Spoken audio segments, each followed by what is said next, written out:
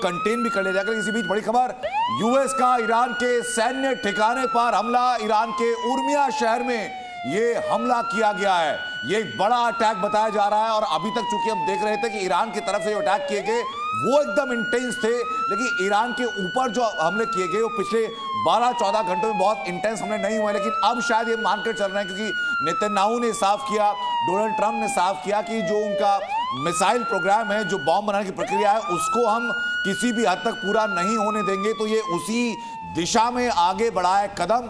Iran ने अलग अलग जगहों पर ईरानी अमेरिकी ठिकानों पर हमला किया और अब ईरान के उर्मिया शहर पर यूएस का ये ओपन इंटेंस अटैक। और मुझे लगता है श्याम सर कि हमने देखा कि ईरान के नेवल बेस को अमेरिका ने टारगेट किया और अब ये देखिए उर्मिया शहर, मतलब ईरान के जहां जहां सैन्य प्रतिष्ठान है उन सबको टारगेट करके जल्द से जल्द चाहता है कि अब इस जंग में ईरान के पास कुछ ना रहे और ट्रंप आकर ऐलान करे कि हम बड़ी जंग जीत चुके हैं। ईरान शांत और खामोश हो गया। देखिए, स्टॉप टेबल बनाया होगा अमेरिका ने, पूरी तरह से इजराइल को टारगेट्स डिजिग्नेट किए होंगे। प्रीएम्प्टिव स्ट्राइक के लिए जो टारगेट्स थे वो अलग थे। हाँ। और अब जो टारगेट्स है वो डिफाइंड होंगे। डे 2 में डेलिब्रेटेड, कैलिब्रेटेड और पूरी रिस्क वे करके वो अटैक्स कर रहे हैं। तो जहां जहां पे या तो प्रदर्शन हो रहा हो या उनकी जो वॉर वेजिंग कैपेसिटीज जो है, जहां जहां पे मिसाइल टेक्नोलॉजी, सबसे ज्यादा उनको मारनी है मिसाइल सिटीज के ऊपर, जहां पे मिसाइल कैपेबिलिटी को बंद करना चाहते हैं। देखिए, ईरान मेन पर्पस है ईरान को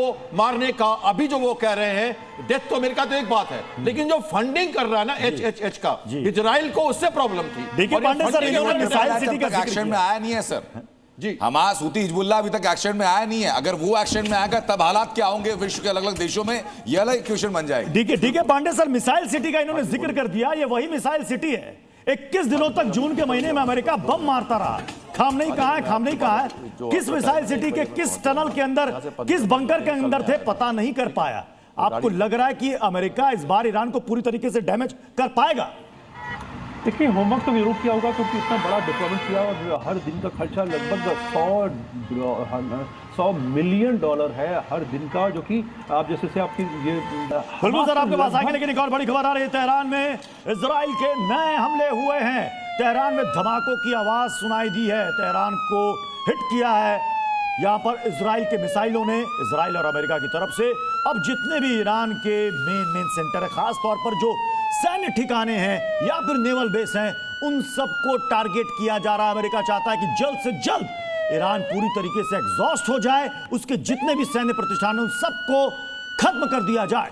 और बड़ी खबरें लगातार सामने आती जा रही है। तल अवीव में सायरन बजाकर के अलर्ट घोषित कर दिया गया है। ईरान के मिसाइल अटैक को लेकर तल अवीव में ये सायरन बजाकर के अलर्ट जारी किया गया। और अलर्ट इसीलिए भी कि लोग सुरक्षित जगहों पर रहें, बाहर निकलने से बचें। बंकर जो आसपास बने हुए हैं वहां पहुंचें, जो अंडरग्राउंड रेलवे स्टेशन है वहां पहुंचें, मल्टी स्टोरी बिल्डिंग में जो बेसमेंट के अंदर पार्किंग है वहां पहुंचे, लेकिन सुरक्षित रखें खुद को। और ये देखिए, ईरान पर 1200 से ज्यादा बम बरसाए हैं। अमेरिका और इजराइल ने ताबड़तोड़ बमबारी की है। 1200 24 घंटे के अंदर, एक दिन के भीतर 1200 से ज्यादा बमबारी ईरान पर। और यही तस्वीर देखिए आप, ईरान के अलग अलग जगहों पर, चाहे वो तेहरान हो या फिर ईरान का कोई और दूसरा शहर हो, चाहे वो हाइफा हो, यहां पर जिस तरीके से बम गिर रहे हैं और जो तबाही हो रही है, आप 24 घंटे के अंदर 1200 से ज्यादा बम मारेंगे तो आप हालात समझ सकते हैं। बिल्कुल प्रत्युष, देखिए इन 1200 में से 40 बम तो अली खामनेई के उस पैलेस पर ही गिराए गए थे,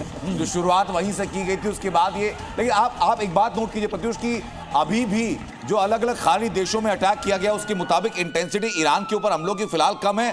दोहा में ईरान के हमलों पर एक बड़ी खबर आ चुकी है। कतर की राजधानी दोहा में 11 धमाके सुनाई पड़े हैं फिलहाल। यानी ईरान की तरफ से जो रिटेलिएशन है, जिस बात की उम्मीद थी कि अली खामनेई के बाद और उनके रक्षा मंत्री के ना रहने के बाद और IRGC के टॉप कमांडर्स के ना रहने के बाद जो सेकेंड इन लाइन जैसे ही चार्ज लेगी वो हमलों को और ज्यादा इंटेंसिफाई कर सकती है। और कल ही रेवोल्यूशनरी गार्ड के कमांडर ने साफ कहा था कि ये जो अभी हम हमले कर रहे हैं ये सिर्फ पहली किश्त है, ये पुराने हथियार हैं जिनके बारे में दुनिया जानती है।